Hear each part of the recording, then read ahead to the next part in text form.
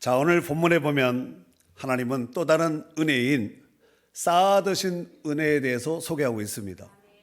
이 은혜는 아무나 누구에게나 다 베푸는 것이 아니라 하나님께서 구원받은 성도들에게만 허락하시는 특별한 은혜요, 특별한 축복이라고 볼 수 있습니다. 자, 그런 의미에서 오늘 메인 본문인데 19절 다 같이 한번 읽도록 하겠습니다. 읽습니다. 시작.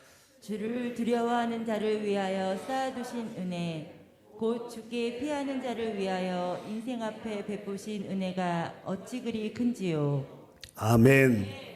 자, 주를 두려워하는 자를 위하여 쌓아두신 은혜라고 이렇게 말씀을 하고 있는데, 이 쌓아두신 은혜, 이 쌓아두다는 이 말이 히브리 말로 차판이라는 단어를 쓰는데, 뜻은 섬기다, 비축하다, 저장하다 이런 뜻을 가지고 있습니다. 그런데 이 단어는 어떤 목적에 의해서나 동기에 의해서 어떤 것을 숨기는 것을 의미하는 단어입니다. 목적성이 있어서 숨기는 것, 이것이 바로 차판이라는 단어를 쓰는데, 이 문법이, 이 차판이라는 이 단어가 문법이 능동 완료형으로 되어 있습니다.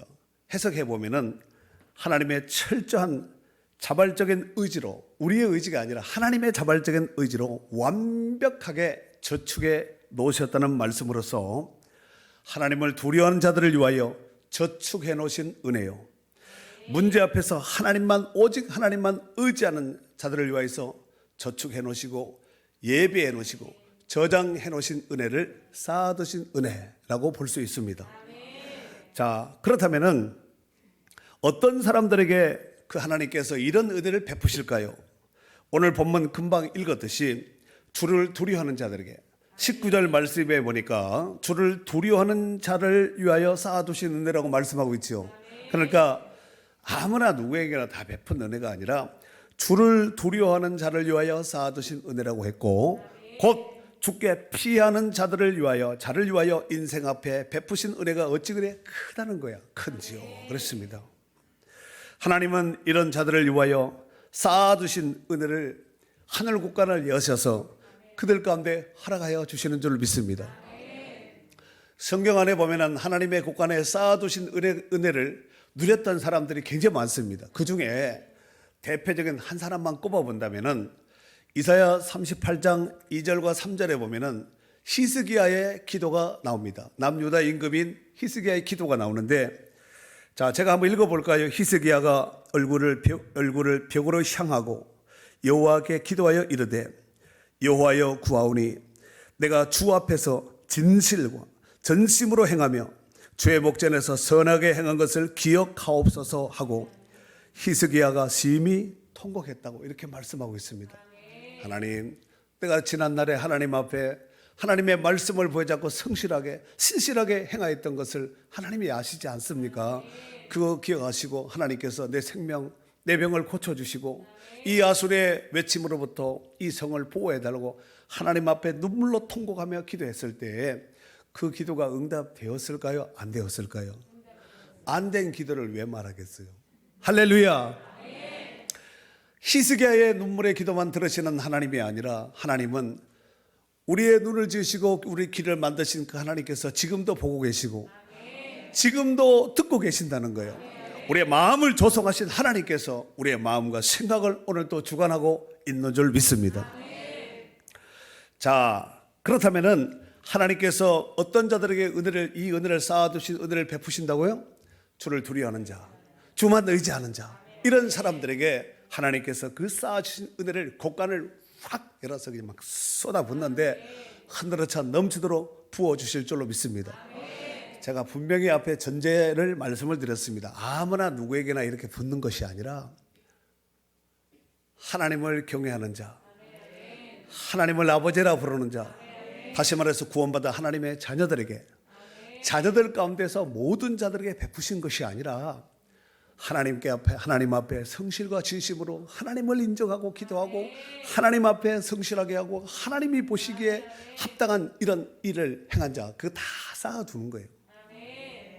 사랑하는 성도 여러분, 본서의 저자인 다윗은 인생 여정 중에서 수많은 위기와 역경을 말로 할 수 없을 정도로 많이 겪었습니다. 아마도 책을 썼다면 12권도 더 썼을 거예요. 다윗은 본 시를 통하여서 고난 중에 겪었던 많은 고난을 겪었지만 그 중에서 일부를 오늘 시편 31편 안에 기록을 하고 있는데 오늘 메인 본문은 19절이지만 그 앞에 9절서부터 13절까지 한번 읽어볼까요? 시작. 여호와여, 내가 고통 중에 있사오니 내게 은혜를 베푸소서. 내가 근심 때문에 눈과 영혼과 몸이 쇠하였나이다. 내 인생을 슬픔으로 보내며 나의 연수를 탄식으로 보내며 내 기력이 나의 죄악 때문에 약하여지오며 나의 뼈가 쇠하도소이다. 내가 모든 대적들 때문에 욕을 당하고 내 이웃에게는 심히 당하오니 내 친구가 놀라고 길에서 보는 자가 나를 피하였나이다. 내가 잊어버린 바 됨이 죽은 자를 마음에 두지 아니함 같고 깨진 그릇과 같으니이다. 내가 무리의 비방을 들었으므로 사방이 두려움으로 감싸였나이다.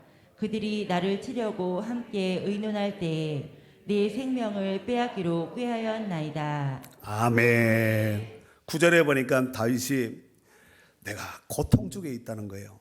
그래서 눈과 영혼과 몸이 쇠하여 있다고 고백하고 있습니다. 그렇게 기록되어 있나요? 10절 말씀에 보면은 인생을 슬픔과 탄식으로 살았다고 고백하고 있고 더욱이 그 가운데서 슬픔과 탄식으로 사는 인생 여정 가운데서 죄 때문에 고통하고 그로 인해서 기력도 쇠하고 심지어 뼈가 마를 지경이라고 고백하고 있습니다. 11절 말씀에는 수많은 대적자들로 인해서 욕을 당하였고 심지어 가까운 이웃, 주변의 이웃과 친한 친구들과 길에서 만나는 모든 사람들도 다윗의 얼굴을 피하는 거예요. 12절 말씀에 보면은 그로 인해서 다윗은 마치 죽은 자와 같고 깨진 그릇과 같은 존재가 되었다고 고백하고 있습니다. 여러분, 죽은 시체 같다는 거예요. 살아있는데 하나님 나는 꼭 시체 같습니다. 그리고 깨진 질그릇 같습니다. 이 깨지다는 이 말이 아바드라는 단어를 쓰는데 이것이 분사로 되어 있습니다. 철저하게 깨졌는데 그냥 탁 깨서 금간 정도가 아니라 깨어져서 박살이 나버렸다. 완전히 그냥 더 이상 회복 불가능하게 완전 박살이 났다는 얘기예요. 내 인생이 그릇같이 깨졌습니다. 박살이 나버렸습니다. 이렇게 지금 고백하고 있는 것입니다. 그리고 13절에 보면은 수많은 사람들의 비방과 조롱으로 두려움 속에 빠지게 되었고 심지어 죽이려고 하는 자기 자신을 다윗을 죽이려고 하는 무리들도 많이 있다고 이렇게 고백하고 있습니다. 여러분, 이쯤 되면은 인생이 살만 나겠습니까? 아이고 나 행복하네 신나네 이럴 수는 없잖아요. 정말 사면초가와 같은 이런 위기 속에서 하루하루 분초마다 침 삼키고 눈 깜빡이고 숨쉬는 이 모든 것이 그냥 고통 그 자체입니다. 얼마나 괴로웠겠습니까? 혹시 이런 괴로움 가운데 처하신 분이 혹여나 있습니까? 그렇다면 이 고난이 이 고통이 나만의 문제가 아니구나 이렇게 생각하시고 위로받을 수 있기를 바랍니다. 더욱이 다윗이 겪었던 이 고통은 다윗 한 사람으로 그치지 않고 장차 오실 온 인류의 죄를 대속하실 예수 그리스도의 예표자입니다. 다윗은 구약의 사람으로서 장차 오실 예수 그리스도의 예표자인데 이사야 53장 3절에 보면은 그는 멸시를 받아, 그는 바로 예수 그리스도를 얘기하는 거예요. 그는 멸시를 받아 사람들에게 버림받았으며 간고를 많이 겪었으며 질고를 아는 자라. 마치 사람들이 그에게서 얼굴을 가리는 것 같이 멸시를 당하였고 우리도 그를 귀히 여기지 아니하였도다. 이렇게 말씀하고 있습니다. 그러니까 다윗 인생의 삶만 이렇게 한 것이 아니라 예수님은 이거보다 더 심한 고난과 고통과 또 어려움을 모멸을 겪었다는 말씀입니다. 사랑하는 성도 여러분, 만일 여러분의 인생이 이런 위기가 왔다면, 이런 위기를 만났다면 여러분은 어떻게 하시렵니까? 사실 인생의 위기는 예고를 하고 찾아오는 것이 아니라 어느 날 갑자기 새가 그물에 걸린 같이 마치 짐승을 잡기 위해서 더슬런 그 덫과 같은데 어느 날 탕 걸리는 거죠. 호련히 예고 없이 이런 재앙과 고통과 어려움이 찾아오는 것입니다. 그래서 지혜의 왕이라고 일컫는 솔로몬은 이렇게 말씀했습니다. 전도서 9장 2절에 보면 분명히 사람은 자기의 시기도 알지 못하나니 물고기들이 재난의 그물에 걸리고 새들이 올무에 걸린 같이 인생들도 재앙의 날이 그들에게 호련히 임하면 거기에 걸린다 그랬습니다. 피할 자가 없습니다. 다윗은 그의 인생에 도울 사람이 한 사람도 없는, 심지어 자기 속으로 난 자식마저도 아버지 죽이려고 구테타를 일으켜서 칼 들고 쫓아올 때 다윗이 맨발로 기드론 시내를 건너서 도망가지 않았습니까? 이런 위기 앞에서 다윗이 취한 자세가 있습니다. 정말 다윗은 죽음이 넘실거리는 그 현장에서 그는 분명하게 이와 같이 신앙 고백을 했는데, 이거 굉장히 중요한 것이니까 다 같이 14절 말씀을 다 같이 읽도록 하겠습니다. 시작. 여호와여, 그러하여도 나는 주께 의지하고 말하기를 저는 내 하나님이시라 하였나이다. 여호와여, 그러하여도 그런 문제를 겪었어도 나는 주를 의지하고 주께 의지하고 주는 내 하나님이라, 이렇게 고백했다는 거예요. 앞에 아까 9절에서 13절까지 읽었잖아요. 여러분, 9절에서 13절은 아무것도 아닙니다. 다윗의 인생 여정을 쫙 펼쳐놓고 보면은 정말 가정사서부터 그의 가족사서부터 또 정치의 모든 이제 행정서부터 죽음이 임하는 그 순간까지 보면은 편할 날이 없었던 것 같아요. 그런데 그 편할 날이 없는 그 위기와 어려움 중에서도 다윗이 이런저런 위기와 고통과 어려움을 만났을 때, 산적한 문제를 만났을 때 다윗이 금방 읽었지요. 그러한 문제를 내가 만났어도 주는 내 하나님이시라 라고 고백했다는 거예요. 하나님만이 내 편이라고 이렇게 고백했다는 거예요. 오늘 내 편의 은혜가 여러분 가운데도 있기를 바랍니다. 하나님께서 다윗이 이와 같은 고백을 했을 때 하나님이 얼마나 기뻐했을 거예요. 막 춤을 췄을 것 같아요. 네. 어떤 사람은 풍성하게 부어주고 이런저런 조건 속에서 더 많은 것을 주고 받아 누렸음에도 불구하고 감사하지 못한 인생들이 많은데, 다윗은 그 고통 중에 위기 속에서도 주는 내 하나님이십니다 하고 고백했다는 거예요. 하나님만이 내 편이 되면 됩니다, 이렇게 고백을 했다는 거예요. 하나님이 얼마나 기뻤겠습니까? 무엇을 아꼈겠습니까? 이때 하나님께서 쌓아두신 은혜를 곳간을 열어서 그에게 베풀어 주신 줄 믿습니다. 뿐만 아니라 다윗은 그 하나님을 의지하고 부르짖어 기도했습니다. 어떻게 기도했다고요? 부르짖어 기도했습니다. 17절 말씀 읽어보세요. 시작. 여호와여, 내가 주를 불렀사오니 나를 부끄럽게 하지 마시고 악인들을 부끄럽게 하사 시월에서 잠잠하게 하소서. 여호와여, 내가 주를 불렀사오니 그랬습니다. 내가 주를 불렀습니다. 하나님의 이름을 불렀다는 거예요. 다윗은 죽음이 넘실거리는 고통스러운 삶의 현장 속에서도 자신을 살려주시고 모든 위기를 모면하실 리가 바로 전능하신 하나님이라는 것을 알았기에 바로 이와 같이 하나님 앞에 고백도 하고 하나님의 이름을 부르면서 기도했다는 것입니다. 시편 3편 6절에 보면은 천만인이 나를 둘러 나를 애워싸 진친다 하여도 나는 두려워하지 아니하리이다 그랬습니다. 천만인이 아니라 천천만민이 겹겹이 둘러싸 나를 진치고 내 목숨을 위하고 나의 삶을 억압한다 할지라도 나는 두려워하지 않는다는 거예요. 다윗이 배짱이 좋아서 그런 것이 아니라 다윗을 전능하신 하나님, 그 하나님을 자기의 목자로 삼고 그 하나님을 의지하기 때문에 이런 고백을 할 수 있는 것이 아니겠습니까? 이 고백이 다윗의 단순 고백으로만 끝나지 말고 저와 여러분이 위기 앞에서 고백해야 될 고백이요, 위기 앞에서 깨어서 기도해야 될 제목인 줄 믿습니다. 하나님은 그런 다윗에게 철저하게 인생 여정 가운데 함께해 주셨습니다. 우리가 신앙생활을 함에 있어서 이런 관계만 잘, 하나님과의 관계 속에 이 관계만 잘 형성된다면 염려 근심 끝입니다. 우리가 신앙생활을 함에 있어서 교회 안에 있는 다양한 성도들을 바라보노라면 모두가 믿음 좋은 성도들처럼 보입니다. 교회 안에서 봤을 때 저 사람 믿음이 없어 보인다, 이런 사람 하나도 없고 다 믿음이 좋아 보이거든요. 진짜인가 한번 확인해 보세요. 둘러봐 한번 이렇게. 저는 괜찮고 한번 주변을 한번 둘러봐요. 다 믿음이 좋고 막 성령 충만한 이런 성도들 같지 않습니까? 왜 그렇게 보이냐면은 종교적인 가면을 쓰고 있기 때문에 그렇습니다. 이 말이 무슨 얘기일까요? 그렇지 않은 분도 있다는 것입니다. 그렇다면은 어떻게 분별해 낼 수가 있을까요? 여러분, 물이 가만히 있으면은 잘 몰라요. 근데 짝대기로 확 젖어버리면 그 안에 물 속에 무엇이 있는지 금방 다 드러나게 되어 있습니다. 건드려 봐야 되는 거죠.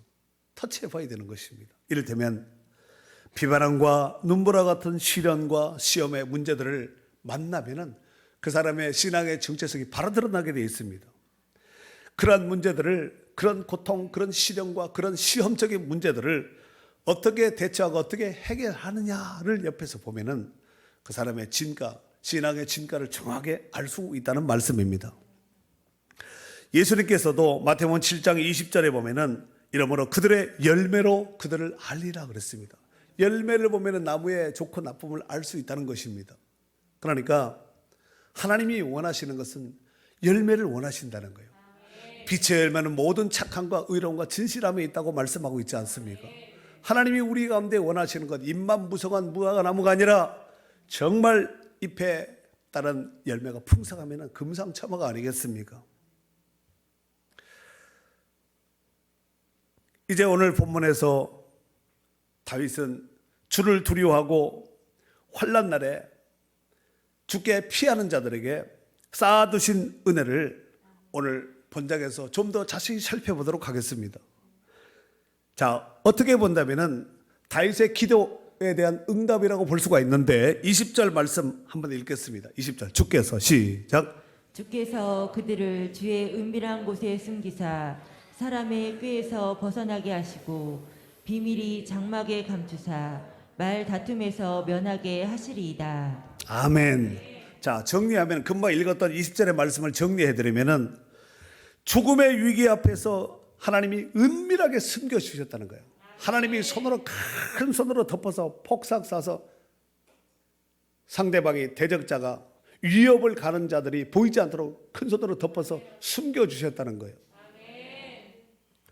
두 번째로는 사람의 꾀에서 벗어나게 했다는 거예요. 여러분, 사람의 머리는 꾀를 잘 부립니다. 특별히 치열한 경쟁 시대, 경쟁 사회 가운데 사는 우리는 겉으로는 웃지요. 그러나 속으로는 어떻게 하면 밟고 일어설까? 어떻게 하면 제거하고 내가 그 위에 설까? 말은 하지 않습니다. 웃으면서 다가오니까 할 수도 없습니다. 그러나 심패를 감찰하신 하나님은 정확히 알고 속지 않습니다. 하나님이 다윗 주변에 수많은 꾀를 내면서 다윗과 함께 하는 척 하지만 다윗을 죽이려고 했던 사람이 한둘이 아니었잖아요. 그 꾀에서 하나님이 벗어나게 하시고 모든 장막에 꼭꼭 숨겨 감추어 주셨고 모든 말다툼에서 구설수에서 벗어나게 해주셨다는 거예요. 이게 다윗을 향한 하나님의 쌓아두신 은혜라는 것입니다. 사랑하는 성도 여러분, 오늘 본문의 다윗은 자신이 당면한 문제 위기를 완전히 벗어난 해방된 상태가 아닙니다. 여전히 오늘 시편 31편을 쓰고는 있지만 쓰는 현장 속에서도 여전히 주변에 이런 위협을 가는 요소들이 주변을 지금 맴돌고 있는 이런 상황이라는 것입니다. 하지만 다윗은 그 문제를 벗어나게 해주실 것을 확신하며 미래적 찬송으로 미리 당겨서 하나님 앞에 해결해 주실 것을 믿고 하나님 앞에 감사 찬송시로 영광을 돌렸습니다.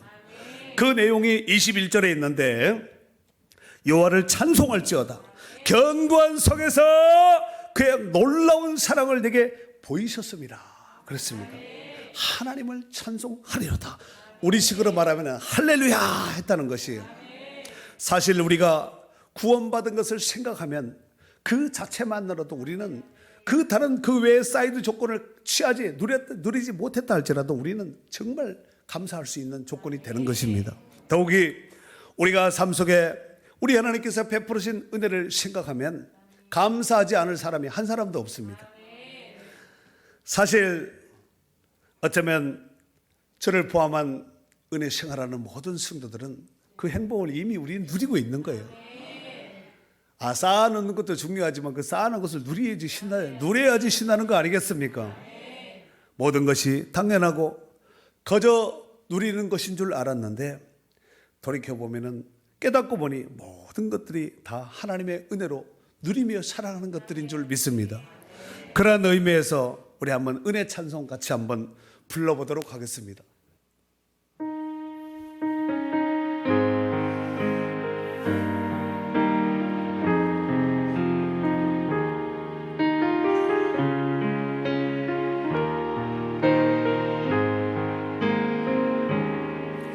내가 누려왔던 모든 것들이 내가 지내왔던 모든 시간이 내가 걸어왔던 모든 순간이 당연한 것 아니라 은혜였소. 아침 해가 뜨고 저녁에 노을 봄의 꽃향기와 가을의 열매 변하는 계절의 모든 순간이 당연한 것 아니라 은혜였어. 모든 것이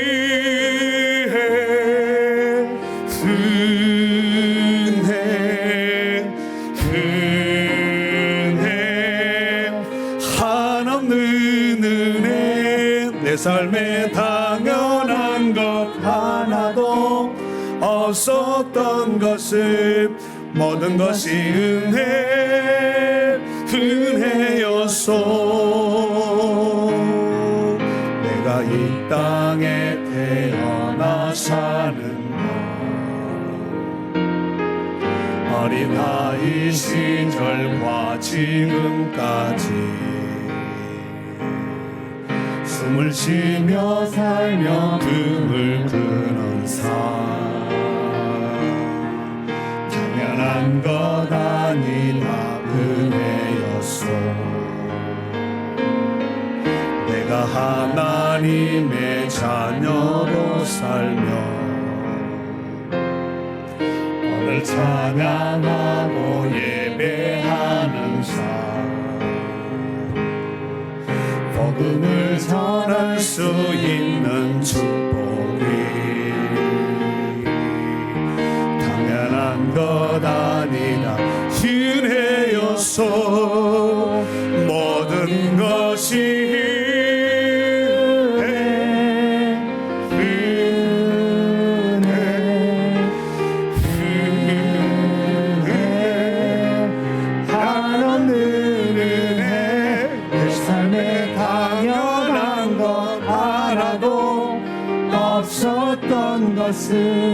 모든 것이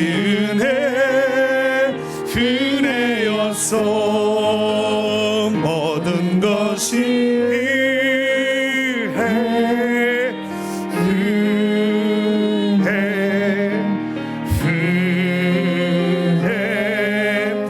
한없는 은혜.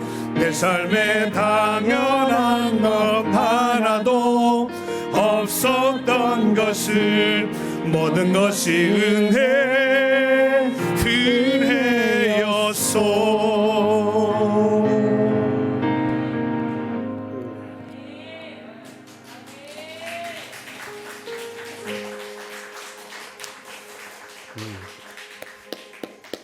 그래요.